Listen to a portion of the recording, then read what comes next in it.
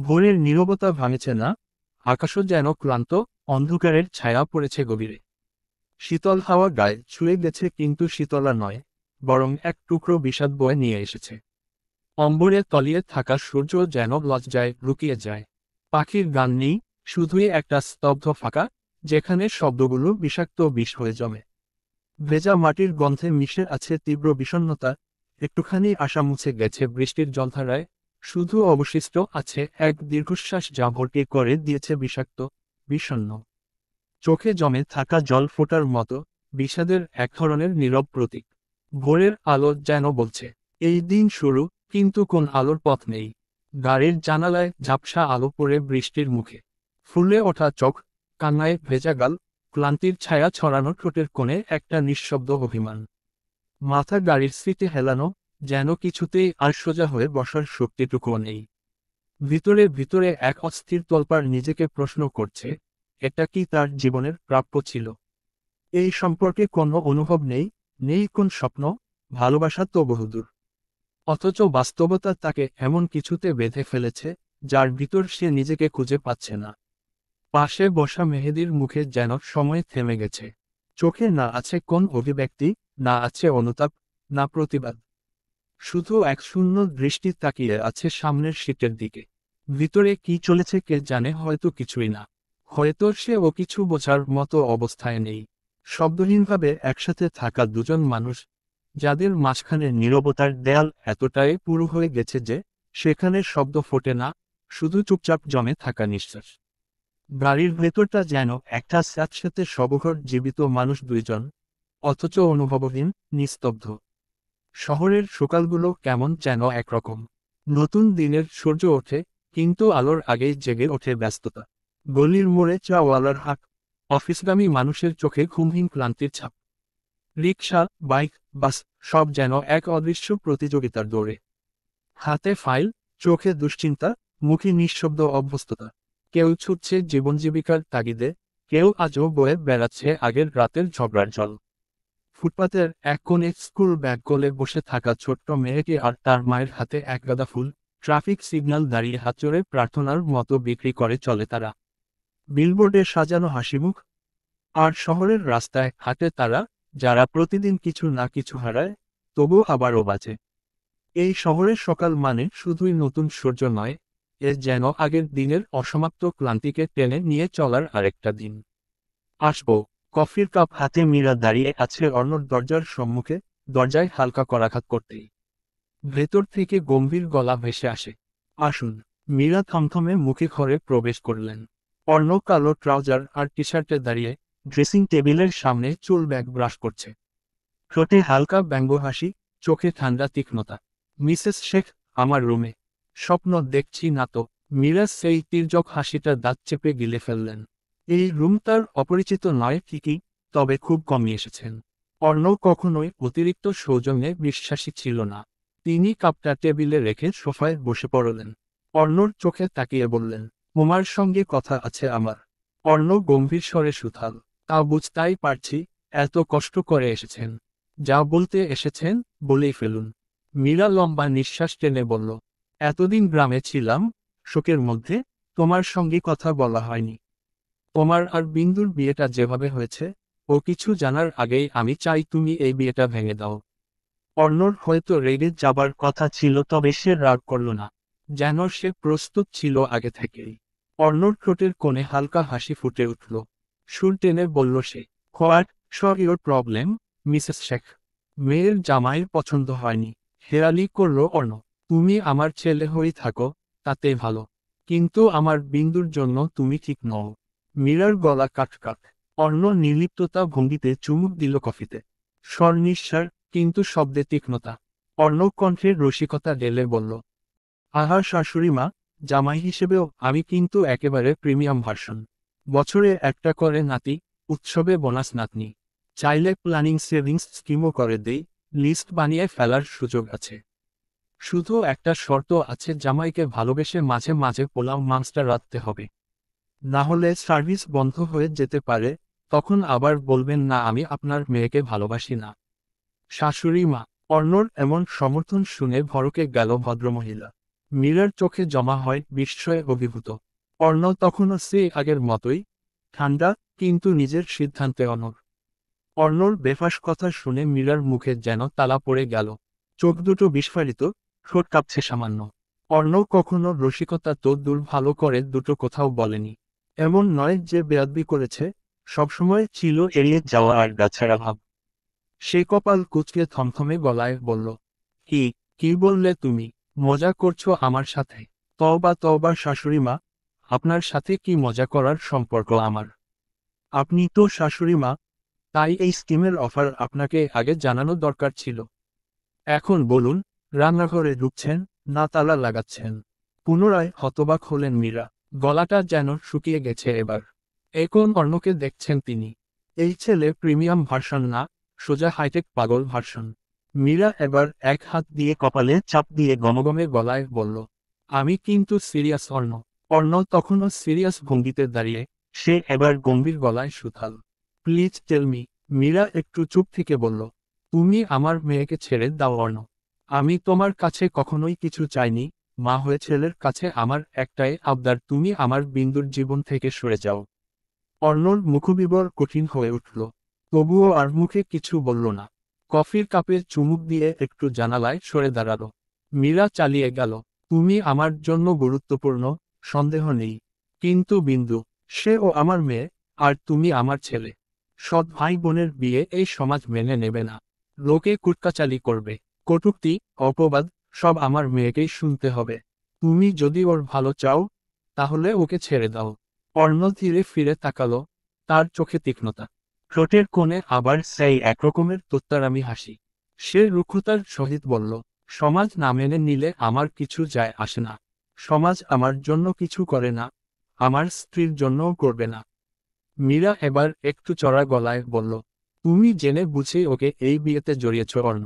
অথচ বিন্দু জানেই না, জোর করে চাপিয়ে দেওয়া একটা সম্পর্কে পরিণত হবে ভাবতে পারছো, যেটার শুরুতেই অন্যায় আছে।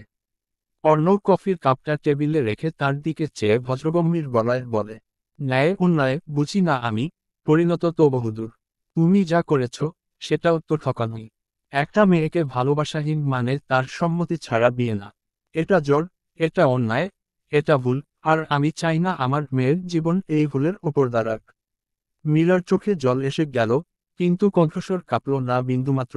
অর্ণব ঠান্ডা স্বরে, যেন প্রতিটি শব্দ ছুরি হয়ে আঘাত হানছে। অর্ণ ঠান্ডা চোখে একরাশ হালকা ঠাট্টা মিশিয়ে বলল, বরণডালা সাজিয়ে রাখবেন মিসেস শেখ? পুত্রবধূ, অপসরী, আপনার আদরের মেয়ে বউ ঘরে তোলার জন্য। মীরা মুহূর্তে স্তব্ধ, চোখ মুখ শক্ত করে দাঁড়িয়ে থাকলেও মনে মনে যেন আগুনে জ্বলছে সে। অর্ণর এতটা ঠান্ডা নির্লিপ্ততা ভঙ্গিতে এমন একটা ঘোষণা। অর্ণর সেই আধা মুচকি হাসিটা যেন তার ধৈর্যের শেষ বিন্দু টেনে নিচ্ছে। সে দাঁড়িয়ে উঠে কাপা গলায় চেঁচিয়ে উঠল, খবরদার অর্ণ, আমার মেয়ের দিকে একচুল হাত বাড়ানোর সাহস যেন ভুলেও না করো। বিন্দু যেন কোনোদিন, কোনো পরিস্থিতিতেই না জানতে পারে তোমাদের মাঝে কোনো সম্পর্ক ছিল। আমি মরে গেলেও সেটা মেনে নেব না। অর্ণ এবার চেয়ারে হেলান দিয়ে বসে, ঠোঁটের কোণে এক টুকরো বাঁকা হাসি ঝুলিয়ে বলল, সাহস আমার বরাবরই একটু বেশিই ছিল, মিসেস শেখ। আর হাত বাড়ানোর কথা বলছেন, সেটা না হয় আপনার নাতি নাতনির মুখ দেখেই বুঝবেন হাত বাড়ানোটা ঠিক কতটা গভীর ছিল। মীরা থমকে গেল, তার ঠোঁট কেঁপে উঠছে, চোখে জল টলমল, কিন্তু রাগে, ঘৃণায় নয়, হয়তো অসহায়তায়। অর্ণের ঠোঁটের কোণে সেই চিরচেনা ঠান্ডা হাসিটা লেগে আছে। মীরার চোখের দিকে তাকিয়ে সে নিঃশব্দে উঠে দাঁড়ায়। একটুও তাড়াহুড়ো নেই, যেন এই তীব্র হুমকির মধ্যেও কিছুই হয়নি এমন ভঙ্গি। অর্ণ এগিয়ে গিয়ে মীরার চোখের সামনে পকেট হাত গুজে শটান হয়ে দাঁড়িয়ে গম্ভীর গলায় সুথাল, একটা কথা খুব ভালো করে মনে রাখবেন, মিসেস শেখ, এই বিয়েটা আপনি চাইলেই ভাঙতে পারবেন না। সেই চেষ্টা করেও দেখবেন না। কিছু সম্পর্ক নিয়তির লেখা, সেখানে আপনার আপত্তির কোনো মূল্য নেই। আপনার ইচ্ছায় এই পথ বদলাবেন না, এই সত্যটা যত তাড়াতাড়ি মেনে নেবেন, ততটাই মঙ্গল। অর্ণ মীরাকে উপেক্ষা করে এগিয়ে গেল, পায়ের শব্দটাও ভারী, যেন মীরার বুকের উপর দিয়ে হেঁটে যাচ্ছে সে। চোখ তার ঘোলাটে কাচের মতো নরম, অথচ ঠান্ডা। অর্ণ দরজার কাছে এসে একবার থেমে যায়, পেছনে তাকায় না, শুধু বলে, কাপুরুষের মতো পালিয়ে বাঁচার মানুষ নই আমি। সমাজের চোখরাঙানি, সংসারের বাঁধন, এসব নিয়ে আমাকে আটকাতে চাইলে ভুল করবেন। আমি নিজের পথ নিজেই বেছে নিই। এরপর শক্ত হাত দরজার কবজায় তার আঙুল ছুঁয়ে যায়, আর মীরার বুকের মাঝে নির্বাক এক ধাক্কা দিয়ে অর্ণব বেরিয়ে যায় ঘর ছেড়ে। ঘরে রয়ে যায় মীরা, হতবাক, অসহায়, আর হয়তো প্রথমবারের মতো ভয় পাওয়া। বিকেলের আলোটা আজ যেন একটু বেশি ম্লান। সাজেদা বেগম ঘুমিয়ে আছেন দীর্ঘশ্বাসে ভারী বিছানায়। রুহি চুপচাপ বসে ওনার কপালে পাতলা গামছা চেপে ধরছে, মাঝে মাঝে নিচু গলায় নার্সের সাথে কথা বলছে, যেন ঘুম ভেঙে না যায়। রুহি জানালার পাশ দাঁড়াতেই কোথা থেকে যেন এক চেনা ছায়া নেমে আসে। রুহি একটু অবাক হয়ে জানালার পাশ ঘেঁষে দাঁড়ায়। পর্দার ফাঁক বলে চোখ পড়তেই গেটের নিচে দাঁড়ানো ছেলেটাকে দেখে অবাক হয়। সে কৌতূহলী হয়ে নিচে নামে। একটু কুণ্ঠিত ভঙ্গিতে মাথা নিচু করে অবাক হয়ে রাখল। মিস্টার লেবু।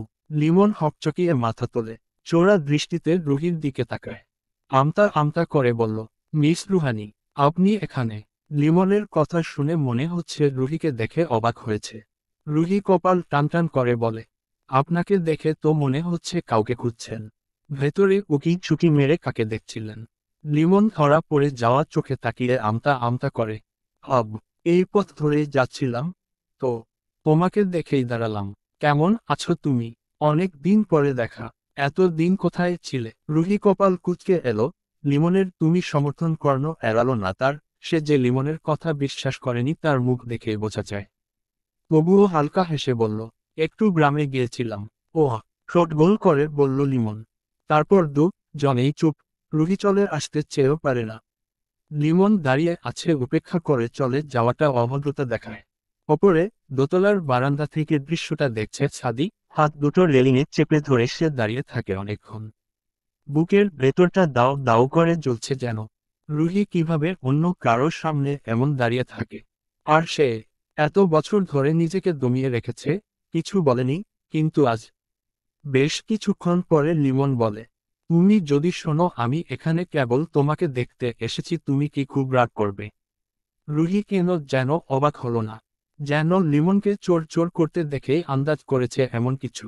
রুহি বাঁয়ে জানিয়ে কেটে পড়তে চাইল, তার আগেই আচমকা লিমন রুহির হাত টেনে ধরে বলল, আমি তোমাকে পছন্দ করি রুহি, কিন্তু কখনো বলিনি, সাহস হয়নি।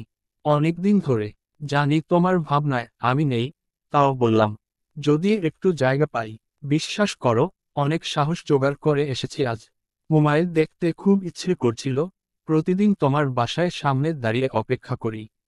অনেক দিন হয়ে গেছে তোমাকে দেখিনি, তাই তো এখানে ছুটে এসেছি। হঠাৎ হাত ধরায় রুহি চমকে ওঠে, তড়িঘড়ি করে হাত সরিয়ে নেয়। সে স্থির চোখে তাকায় লিমনের দিকে।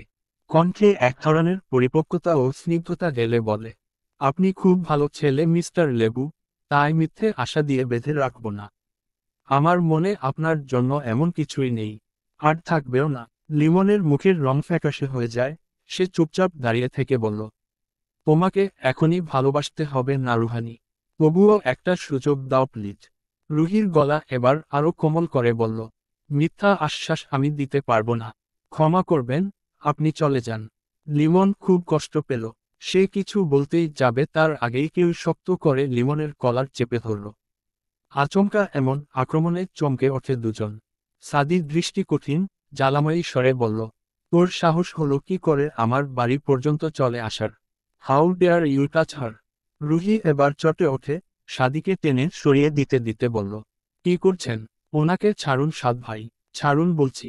রুহিকে লিমনের জন্য অক্লাতি করতে দেখে আরো ক্ষেপে গেল সাদি। ধাক্কা মেরে লিমনের কলার ছেড়ে দিয়ে অগ্নিগর্ভ গলায় বলল, তোকে ওর আশেপাশে দেখলেও না জানে মেরে দেব মাইন্ড ইট। একটানে রুহির হাত ধরে টান দেয় সাদি। রুহি হতচকিয়ে যায়, বাধা দেয়, কিন্তু সাদি থামে না। এক প্রকার টেনে হেঁচড়ে বাসার দিকে নিয়ে যায়। রুহি চিৎকার দিয়ে বলে, সাদ ভাই, কি করছেন আপনি? ছাড়ুন আমায়। সাদি ফুঁসতে ফুঁসতে বলে, চুপ কর হাঁপানি রুগী, অনেক হয়েছে তোর নির্লিপ্ততা। আর নয়। লোকজন তাকিয়ে আছে। রুহি লজ্জায় মুখ টেকে ফেলতে চায়, কিন্তু সাদি কোনো কিছুর তোয়াক্কা না করে ওকে টেনে নিয়ে যায়। কক্ষের ভেতরে ঢুকিয়ে দরজা বন্ধ করে দেয় সজোরে। রুহি ভীত হয়ে পড়ে, হঠাৎ সাদি এত রেগে গেল কেন বুঝল না। রুহি দমবন্ধ গলায় বলল, আপনি কিভাবে এমন করতে পারেন সাদ ভাই? এটা কি রকম ব্যবহার? সাদির চোয়াল শক্ত, চোখে জ্বলন্ত ক্ষোভ।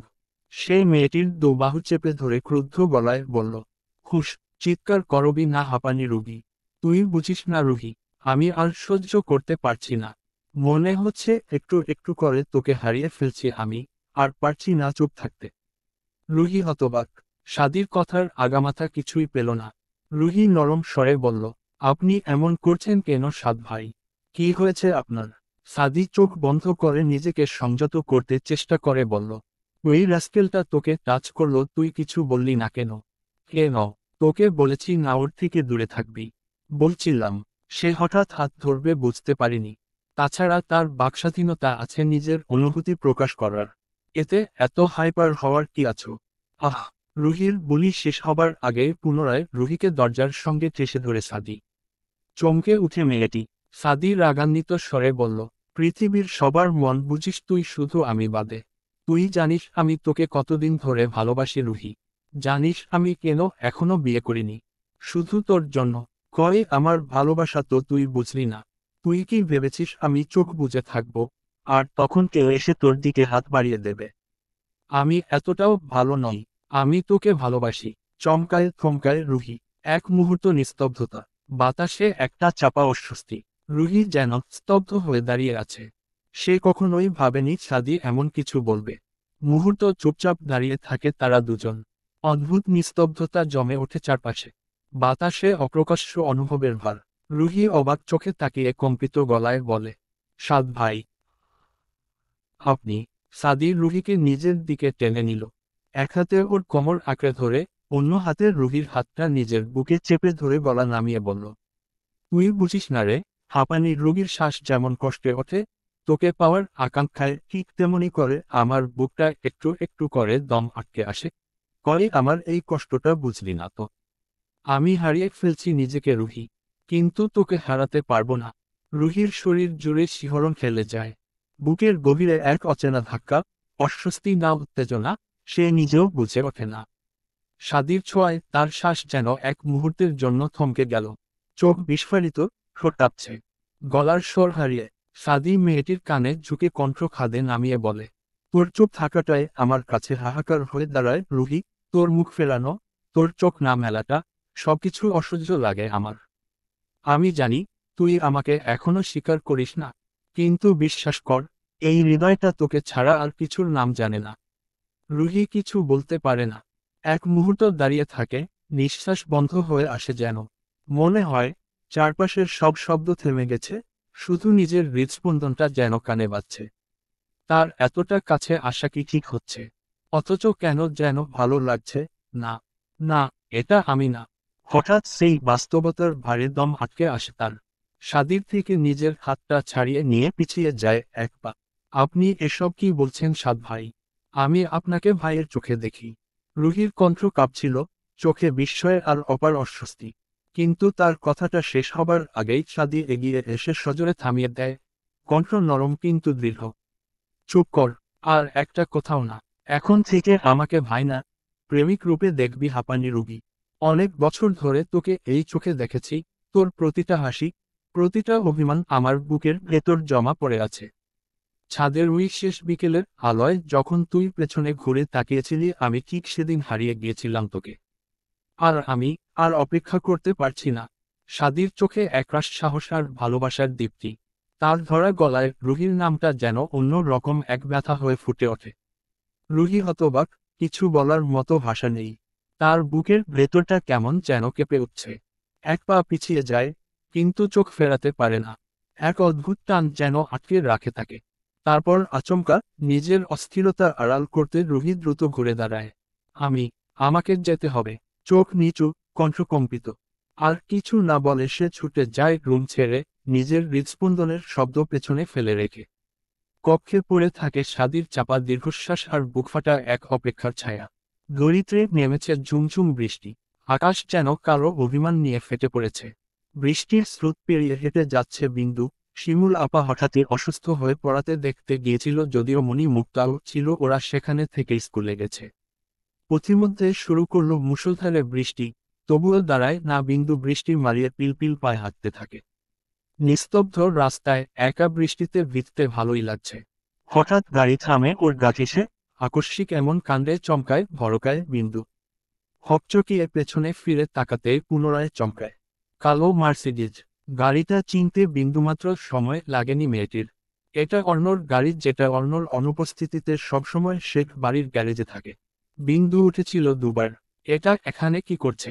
বৃষ্টির প্রকোপে গাড়ির ভেতরে ঠিকঠাক বোঝা যাচ্ছে না কিছুই। বিন্দু দুরু দুরু বুকে পূর্ণ দৃষ্টিতে তাকাতে কেঁপে উঠল। গাড়ির অস্পষ্ট ছাইয়ের অপসে ড্রাইভিং সিটে বসে আছে অর্ণ। লোকটার তীক্ষ্ণ দৃষ্টি যে তার দিকে বুঝতে পারছে সে। কাপড় ভিজে শরীরে লেপ্টে গেছে। বিন্দু কেটে পড়তে চাইল তৎক্ষণাৎ, শুধু ধুপোথাপ পা ফেলে, মাথা ঘোরায় না, ঘাড় সোজা করে কেবল হেঁটেই যাচ্ছে। যেন পেছনে কিছুই নেই, না কোনো সম্পর্ক, না কোনো টান। পেছনে দাঁড়িয়ে থাকা গাড়ির জানালা দিয়ে তাকিয়েছিল অর্ণ। চোখের কোণে অসহ্য আগুন। বিন্দুকে স্পষ্ট শুনতে পাচ্ছে অর্ণর ডাক।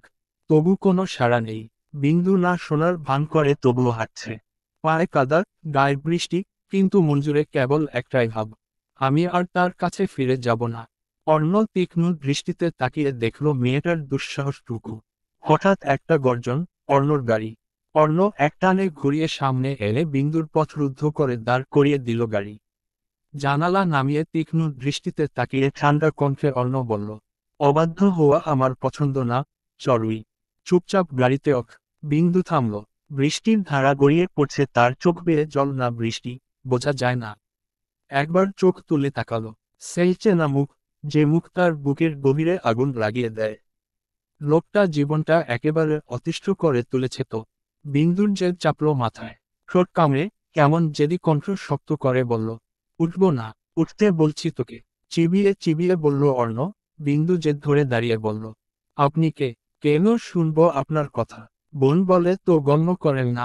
তাহলে? অর্ণের মুখে কিঞ্চিত হেসে ওঠে। সে হাসি রাগের, প্রভাবের, আর চেপে রাখা সহ্যের চূড়ান্ত।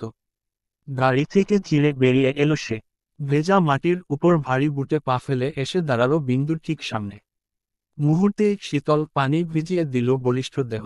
সে তির্যক হেসে ব্যঙ্গ করে বলল, তুই জানিস আমি তোর কি? জানলে রাইট নাও দাঁড়িয়েই কাপড় ভিজে ফেলবি। বিন্দুর চোখ বড় হয়ে গেল। অর্ণর দৃঢ় গলায় যেন কি ছিল যা বুঝে উঠতে পারছে না সে। বিন্দু কিছু বলতে যাবে, ঠিক তখনই অর্ণর হাত চাপড়ে ধরল মেয়েটির কবজি। এক ধাক্কায় টেনে গাড়ির দরজা খুলে বসিয়ে দিল ভেতরে। আচমকা অর্ণর এমন আচরণে চমকালো বিন্দু, আতকে চেঁচিয়ে উঠল, আমি যাব না। শুনতে পাচ্ছেন আপনি? যাব না আমি। আপনি আমার সাথে এমনটা করতে পারেন না। বিন্দুর গলার স্বর আটকে গেছে কণ্ঠনালীতে। অর্ণ ড্রাইভিং সিটে উঠে বসে দরজা বন্ধ করল। কালো শার্ট খানা চুপসে ফর্সা সুঠাম দেহে এঁটে আছে। তার চোখে প্রচণ্ড তীক্ষ্ণতা, কণ্ঠে শান্ত আগুন। আমি আরো অনেক কিছুই করতে পারি যা তুই সহ্য করার ক্ষমতা রাখিস না। বিন্দু আতঙ্কে কাঁপছে ভেতরে ভেতরে। কিন্তু সে মুখ ফুটে কিছু বলতে পারে না। মনে হচ্ছে গলায় ভারী কিছু চেপে বসেছে। ভিজে গাল বেয়ে নেমে আসে এক ফোঁটা অশ্রু। গাড়ি স্টার্ট দেয় অর্ণ। পুরো গাড়িতে নিঃশব্দ নিস্তব্ধতা। শুধু বৃষ্টির শব্দ জানালার কাছে টুকটাক। ভেতরে দুজন মানুষ, একজন অধিকার নিয়ে জেদ করে টেনে এনেছে, অন্যজন সমস্ত শক্তি গাড়ি হতে বেরোনোর বৃথা চেষ্টায়। মেয়েটির বুকের ভিতরে তলপার। নিশ্চয়ই চাচি অপেক্ষা করছে তার জন্য। অর্ণ নির্লিপ্ততা ভঙ্গিতে মেয়েটির ছটফট দেখল। তখনও মুষলধারে বৃষ্টি। অর্ণ ফোন করে ফারুকিকে জানালো বিন্দুকে নিয়ে যাওয়ার সিদ্ধান্ত। ফোনের ওপাশে ভদ্রলোক হতাশার নিঃশ্বাস নিল। বিন্দু কিছুতেই অর্ণর সঙ্গে যাবে না। রাগে দুঃখে বিন্দু চেঁচিয়ে ওঠে বলে, গাড়ি থামান, থামান বলছি। আপনার কোনো অধিকার নেই আমার সাথে জোরজবরদস্তি করার। বিন্দুর কথা শেষ হবার সঙ্গে সঙ্গেই তীব্র গতিতে ছুটে যাওয়া গাড়িটার জোরে ব্রেক কষল। অপ্রস্তুত বিন্দু হেলে ঝুঁকে পড়ে সামনে। অধিকার একবার উচ্চারণ করে মুচকি হাসে অর্ণ, যেন শব্দটার অন্তর্নিহিন ব্যঙ্গ সে টের পেয়েছে। তুই আমার সীমারেখা পার হবার সাহস দেখাচ্ছিস, চড়ুই। ভুলেও ভাবিস না আমি কাউকে নিজের থেকে সরতে দিই। তোর সেই অধিকারও নেই আমার আদেশ অমান্য করার। গলার স্বরটা ক্রমশ নিচু হলেও চাপা তীরতায় আগুন ছড়িয়ে পড়ে পুরো গাড়ির ভেতর। আমি যা বলি সেটা আইন হয়ে দাঁড়ায়। তুই সেটার বিরোধিতা করলে আমি ভেঙে ফেলব সব বাধা। আর মনে রাখো, তোকে হারানোর চেয়ে তোকে জোর করে কাছে রাখা আমার পছন্দের পথ। বিন্দু হতবাক হয়ে তাকায়। মেয়েটির শরীরে সুতি কামিজ গায়ের সঙ্গে এঁটে আছে, কপালের ছোট ছোট চুলগুলো এলোমেলো হয়ে লেপ্টে আছে ভেজা গালদয়ে। তিরতির করে ঠোঁটজোড়া কাঁপছে। অর্ণব তীক্ষ্ণ দৃষ্টি বুলায় বিন্দুর আপাদমস্তকে।